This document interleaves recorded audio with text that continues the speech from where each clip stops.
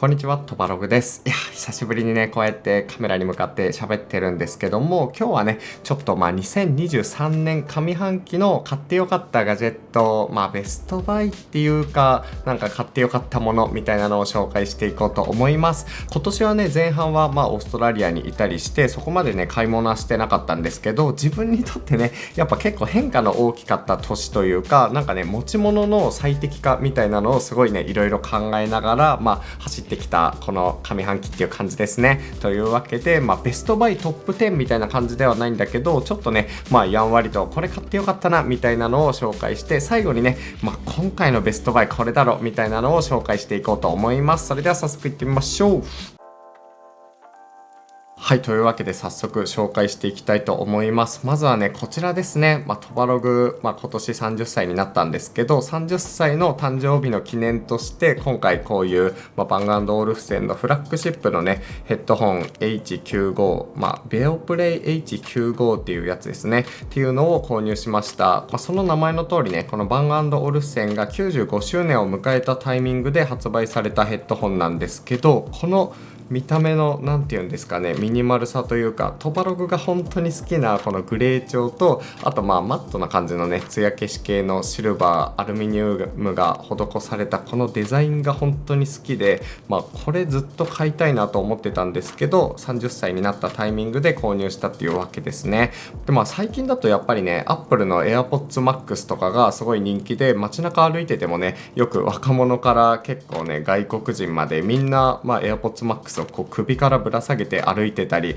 音楽聴いてるっていうのがあるんですけど、トバログはちょっとね違った感じでバング&オルフセンのやつにしました。でこれ何がいいのかっていうと、まずねデザインはそうなんですけど、こういうところどころあしらわれているこういう革とかが本革なんですよ。ここはね牛の結構硬めの革を採用していて、でこのね内側の耳に当たる部分はラムスキンって言って羊のね皮をすごい柔らかいんですけど採用してるんですね。でそういうなんか素材感のこだわりというか、あとここのなんていうんですかね、このヘッドホンと耳の部分とねこのハウジング部分をつなげるこういうところのアルミニウムの処理とか、そういう細かいところがめちゃくちゃかっこいいなと思って、まずはね見た目から入った感じです。で結構ヘッドホンってファッションアイテム的な要素強いじゃないですか。なのでなんか見た目的にもねすごいこだわりたいというか、自分のなんかアイデンティティみたいなところもあるので、そういうのをなんか踏襲してくれるようなものが欲しいなと思っていて、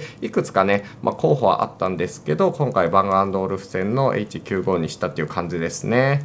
実際にねトバログがつけるとこんな感じです。ちょっと日本人がつけてるとどうなんだろうみたいなところはあるんですけど、こんな感じで、そんなに違和感なくないですか。今ねちょっと半袖の T シャツなんでヘッドホンしてるのちょっと変な感じあるかもしれないんですけど、こうやってつけててもなんか大きすぎず、結構ねミニマルな感じで使えるんじゃないかなと思っています。でもちろんね音に関してもかなり良くて、結構高いヘッドホンなので当たり前かもしれないんですけど、特にねなんか解像感と低音のなんかバランスがすごいいい気がしますね。ボーカルの僕結構女性ボーカルか、もしくはテクノ系のなんていうんですか K-POP みたいなそういうのが好きだったりするんですけど、そういう音を聞いていてもかなり心地よく聞こえるし、このね音のリズム感でこうちっちゃいなんかピッピンみたいな音とかも結構ね拾ってくれて、こういう音鳴ってたんだみたいなとか気づきもあるし、かといってね低音がめちゃ弱いわけじゃなく、結構どっしりとしたなんか響き渡るような感じで鳴らしてくれるところがかなりいいですね。僕はねそんなにオーディオに詳しいわけではないんですけど、iPhone とかと気軽に Bluetooth で接続してサブスク系のねサービスを聞いていてもかなり心地よく聞こえるので、そういうカジュアルに楽しみたい、しかもファッションアイテムとして使いたいっていうところでかなりねマッチしています。ここの機構も結構面白くて、こうやってパカって外すとチタンとかが入っていて、なんかここの音のこだわりみたいなのはかなりね考えられてるらしいですね。でここにねダイヤルがついていて、このダイヤルを回すと音量を下げたりとか、あとこっちでねノイズキャンセリングのレベル調整みたいなのもできますね。そんな感じで、この見た目のデザイン性と使い勝手、音質どこをとってもねやっぱり個人的には最高だなと思うので、そういう意味で本当に買ってよかったですね。普段の作業中はもちろん移動中でも使ってるし、テレビ会議とかでも使ったりしています。はい、で買ってよかったもの、続いてはねめちゃくちゃ地味なんですけども、こちらですね。 8TB の SATA の SSD、 これはね本当にYouTuber 的にはめっちゃ買ってよかったです。結構ね何回も紹介してるんですけど、今ねトバログを録画してるのが Atomos っていう Ninja 5っていうねモニターと録画する機能が一体型になっているもので、今上のカメラと下のカメラで両方で2台使っているんですけども、そこでね、こういう SSD を挿してその中に直接収録してるんですね。で2カメ体制でね 4K の動画を撮るとめちゃくちゃ容量食うわけで、本当にこの動画1本にしてもね、500ギガとかになったりするんですけど、適宜消してはいるんですが、それでもね、タイアップの動画とか、確認が必要なルームツアーの動画とか、そういうのってなかなか消せないんですね。なのでそれがどんどんね積み重なっていくと本当に容量が足りなくなる問題あるんですけど、これだとね 8TB1 本であるので、結構な量のね動画を溜め込んでいても、本当に新しくね、動画を削除しなくても撮れるっていう、そのストレスのなさが本当に使いやすくて、この 8TB の SSD めちゃくちゃ買ってよかったなと思います。で SSD の場合は、SD カードとかと違ってね結構転送速度が速いので、ここにねデータが入った状態で、PC とそのまま接続して、このねデータ上で、動画編集ができるんですね。なのでいちいち PC に動画を移動する不毛な時間とかを取らなくても済むし、そのまま、動画が完成して、生データみたいな感じで書き出ししてしまったらね、あとは元の500ギガとかあるデータは削除して、どんどんねこう中身の容量を圧縮していけるので、そういう意味では持ち運べるサイズのストレージとしてはかなり安心感があるなと思います。普段ね YouTube で動画を撮ってる人は多分ね SD カードの256ギガとか、あと512ギガとかを使ってると思うんですけど、それと比べると 8TB ってめちゃくちゃ容量でかいじゃないですか。その辺のねデータなんか消しちゃったみたいな、そういうねちょっとめんどくさい感じとかもなくなるので、これはね本当に買ってよかったですね。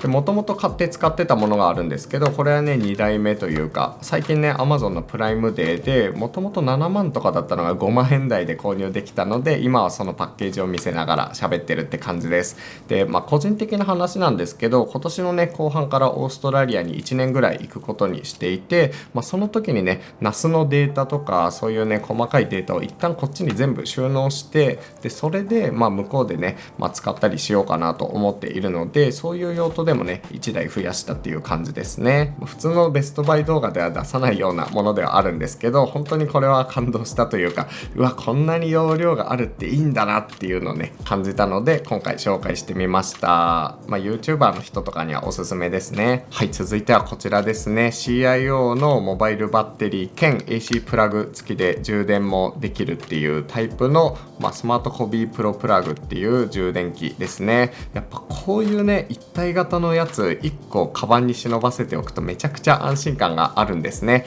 これは、モバイルバッテリーが1万ミリのやつなので、だいたいスマートフォン1回分 1.5 回とか2回分ぐらい充電できるんですけど、それプラスこのプラグがついてるから、カフェとかで手元にね充電用のコンセントがあって、そこに挿して使える状態だったらモバイルバッテリーとしてではなくて、本当に AC 充電器として使えるし、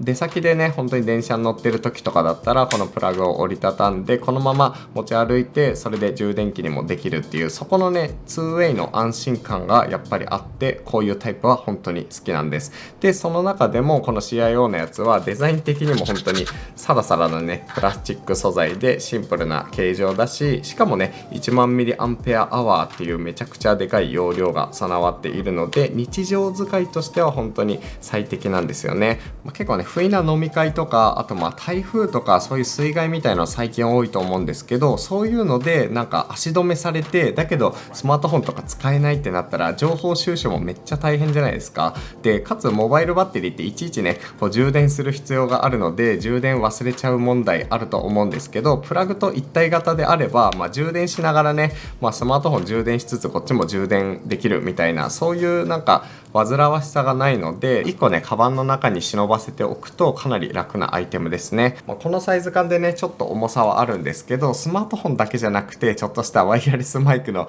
充電がなくなりそうとか、カメラ充電してきてないみたいな、そういうね時でも助けてくれるので、これはね本当にベストバイに入ってもいいかなっていうアイテムです。はい、続いてはこちらですね。これはもうトバログで何回も紹介してるんで見飽きたよっていう人もいると思うんですけど、このサイズこれ、任天堂スイッチライトみたいな感じなんですけど、実はビビビビビビビビっていうこの PC です。うまく出ない。こういう PC、これ GPD Win4 っていう結構ね、今年の、画面めっちゃ汚いわ。サイスのね、画面拭きで画面を拭いていくんですけど、よいしょよいしょ。はい、こういうやつですね。これはもう本当にこのサイズで PSP みたいな形をしているんですけど、これガシッてやるとね、ここにブラックベリーみたいなキーボードがついていて、なおかつこう電源をつけると中身は Windows っていう Windows 11を搭載したバチバチの PC っていうところがね、やっぱめちゃくちゃいいですね。これ購入したのがね5月とかで、まだね3ヶ月ぐらいしか使ってないんですけど、本当に毎日もう冗談抜きで持ち歩いてます。でこの間ね4泊5日ぐらいで実家に帰る旅をしたんですけど、その時もこれ1台だけで本当に何の不満もなくね快適に作業することができたんで、その辺がめっちゃすごいですね。でこれサイズの割にスペックもねM2 の MacBook Air ぐらいあって、 4K 動画もかなりサクサクにもう何も考えずにね編集することができるので、このサイズでですよ、このサイズの 600g ぐらいの筐体で、厚みはね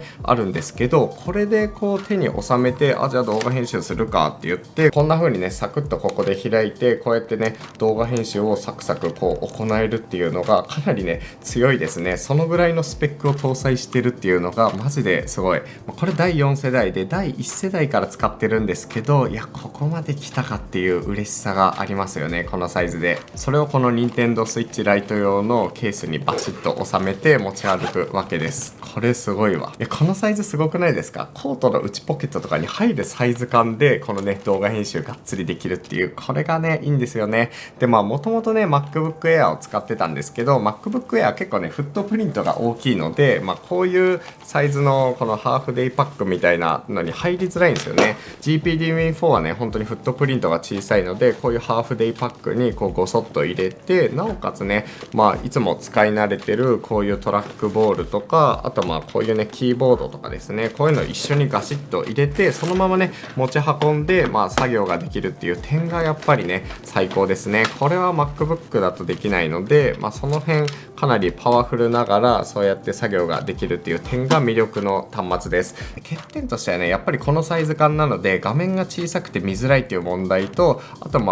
言ってもキーボードついててもこうポチポチタイプなんで、気軽にこうなんかメール返信するとかめんどくさいみたいな、そういうデメリットはあるんですけど、最近やっぱりこのね AR グラスと組み合わせて使うことで、本当に27インチのモニター、フル HD ぐらいのモニターを持ち歩いて、そのままこうねガシッとするだけでどこでも大画面で作業ができるようになったんで、それを含めこの AR グラスを含めた上で実用性めちゃ高っていう感じの PC っていうところですね。でキーボードに関してもね、こういう折りたたみのやつが最近結構使いやすくて使っているので、これで作業しつつ、あとねこれで画面にすれば本当にこのサイズだけを持ち歩いてカバンに入れていけるので、作業するかなっていう日も気軽に持ち運べるっていうところがやっぱりベストバイ的な要素かなと思います。これ単体だとベストバイっていうよりかはちょっとピーキーだけど面白いけど、ちょっとさすがに使えないよねって感じなんですけど、このねセットと組み合わせることで普通に結構強めの PC として使えるので、そういう意味ではね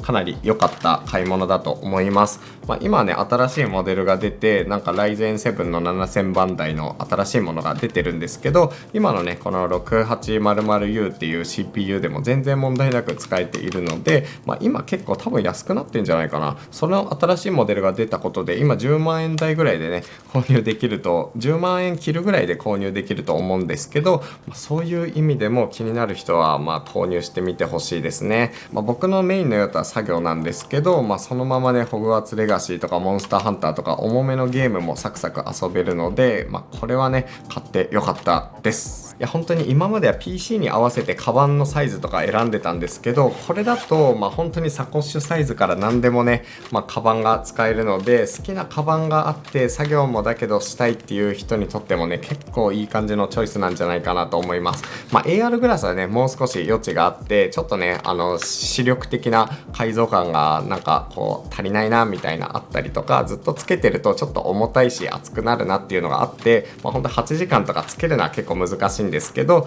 そういうねちょっとした作業とか、実家に帰る時に作業するために持っていくとかはもう快適ですね。これはもうベストバイの一つです。はい、続いてベストバイ的なもので、ガジェット本体っていうわけではないんですけど、楽天モバイル自体はね個人的には契約してよかったなと思っています。赤字がめちゃくちゃあってどうするんだろうみたいな、そういうね話題も最近あったりするんで、気軽にすごいおすすめ、手放しで最高っていう風に言いづらいんですけど、自分が使ってる中では回線的な不満もほとんどないし、動画もねかなり早くアップロードできるし、なおかつこういう1円でねルーターがついてくるっていう、そういうねお得感もあって今普通に使っていますね。使わない月は980円ぐらいで、使った月でも3000円っていうところで、メインでね別の SIM 使ってるんですけど、実家に帰った時とか、回線がそもそもないような場所で作業したい時とかに、これがあるとかなり安心感があります。結構ね PC で作業してると割と1ギガ近いファイルをダウンロードしたりとか、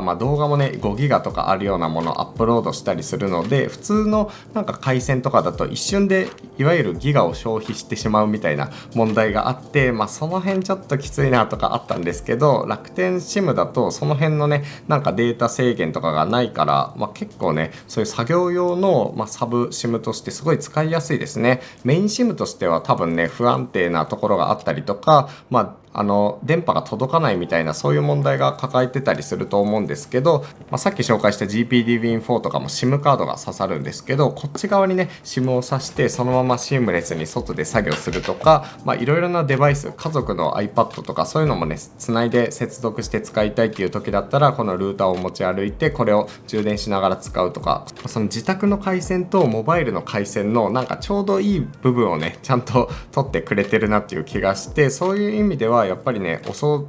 く契約した身ではあるんですけど良かったなって思ってます。本当に地味な買ってよかった系のアイテムではあるんですけど、これはねすごい良かったです。後半のお盆とかでも活躍してくれる気がしています。はい、続いてね買ってよかったもの、ちょっとね地味なアイテムなんですけど、このカメラ用のレンズですね。 Vlog のために購入したソニーの APS-C の1020の F4 投資のレンズ、これは買ってよかったです。 Vlog 用としてめちゃくちゃ活躍しています。APS-C 用のレンズなんですけど、僕この今上で撮ってるのが α7-4 っていうフルサイズのカメラで、そこに装着してギリギリ 4K 動画が撮れるっていう感じで使っていました。これでね実際に撮った映像はこんな感じですね。結構いい感じですよね。 F4 同士っていう、そんなに無理のない設計だからなのか、解像感もちゃんとあって立体感とかもね普通に出してくれる感じがあって、 APS-C 用といえ侮れないみたいな、そういう感じのレンズな気がしています。このレンズね何が良かったかっていうと、まず軽さですね。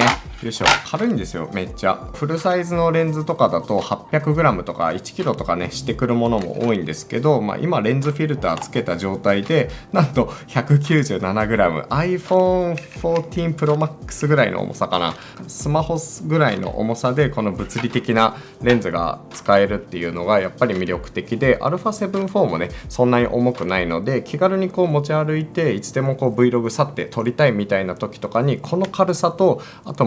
焦点距離 15mm ぐらいから使えるこの広角感がすごい良くて、これは本当に買ってよかったなと思ってます。でもう一つねすごい良かったなと思うのが、純正同士のねレンズの組み合わせなので手ブレ補正がかなりしっかり効いてくれますね。こうやって装着して手でこうやって持ってても、そこまで走んない限りは割とね手ブレが気にならずに使えるんですよ。このままこうやって使って、でそれでそのまま手ブレ補正の加工とかもせずにねすぐにVlog としてアップロードできる、そのコンパクトさと使い勝手の良さみたいなところがやっぱり良かったです。でこういうね広角ズームをフルサイズで用意しようとすると結構このぐらいのサイズになっちゃうんですね。これは標準ズームなので違うレンズなんですが、このぐらいの違い、重さとサイズとっていう感じになってくるので、そういうね利便性を考えると Vlog 用としては APS-C のレンズでもいいのかなと思います。ただ最近ね出た ZV-E1 でしたっけ、 ZV-E1 みたいなカメラとかだとフルサイズで1000万画素とかしかないから、ちょっとね解像感的に難しいんですけど、α7-4 ならそもそもの解像度が3000万画素近くあった気がするので、それを APS-C サイズにクロップしても 4K で撮影できるっていうところがやっぱり良かったですね。これは買って良かったなと思ってます。はい、という感じで結構ね地味めなものが多くて、あとニッチ系なねアイテムとかばっかりだったと思うんですけど、トバログが2023年に買ってよかった、2023年上半期ですねに買ってよかったガジェット系のアイテムはこんな感じです。多分ね参考にはならないんで、本当にもう物好きな人がね見てくれるだけの動画になっちゃったと思うんですけど、それでもねトバログのチャンネル登録してくれてる人は楽しんでくれたら嬉しいなと思っています。でそして今回一応ねベストバイとかトップ10みたいな感じでランキング形式にしなかったんですけど、あえてベストバイを上げるとすればやっぱりこれですね。さっきの尺だと足らなすぎた GPD Min4 がやっぱり個人的なベストバイ第1位です。だってこのサイズですよ。このサイズで MacBook Air とね比べても遜色ないスペックで動画編集もサクサクできて、本当にファンの音とかはするけど、キーボードこのサイズにこうスライドしてねガシャッとキーボードが出てきて、これでカチカチ入力できて、しかもマウス操作とかこんな感じでこれでトラックボール的に行えるとか、そういうところとかをね考えてもやっぱりロマンありますね本当に。でこのサイズ感でロマンがあるっていうのはもちろんなんですけど、やっぱりねトバログのこの外出時の作業環境の概念を大きく変えてくれた端末、この AR グラスとキーボードと組み合わせてこのサイズ感で持ち運べるようになったっていう、しかもね痩せ我慢とかじゃなくて結構普通に使いやすいんですよ。3画面もバンバンバンって3画面表示を今ベータ版だからちょっとできないんですけど、3画面表示をしながら、このねサイズ感で動画編集もサクサク行えるみたいな、そのね無理をせずに結構これ普通に未来なんじゃねみたいな、ストレスなく自然と使えるこの構成っていうのがやっぱりねトバログ的にはちょっと自分でもね驚きポイントだったりするので、この概念を変えてくれたっていう意味でやっぱりベストバイトしたいかなと思います。下半期とかはねどんどんこれのねもっとスペックが高いバージョンとか、あとデザイン的にもっと洗練されたものが出てくれたら嬉しいなと思うし、 AR グラスとかもね今はフル HD の解像度でちょっとプラスチックの感じで周辺がね文字が若干ぼやけるみたいな問題があったり、指導調整ができないみたいなそういうのがあったりするので、その辺もソフトウェアとハードウェア含めてね進化していってくれると、あれこれ本当にもうディスプレイこれになる時代来るんじゃねみたいな、本当に3年言ってますけど、いよいよやっぱりその流れがねかなりこのハードウェアとソフトウェア成熟してきてる感があるので楽しみですね。というわけで今回の動画はこれで終わりにしようと思います。今回ねガジェット編だったんですけど、暮らしの道具的なところもね後でまとめて紹介していこうかなと思っています。ぜひねチャンネル登録といいねボタン、コメントお待ちしておりますのでよろしくお願いします。それでは次の動画でお会いしましょう。トバログでした。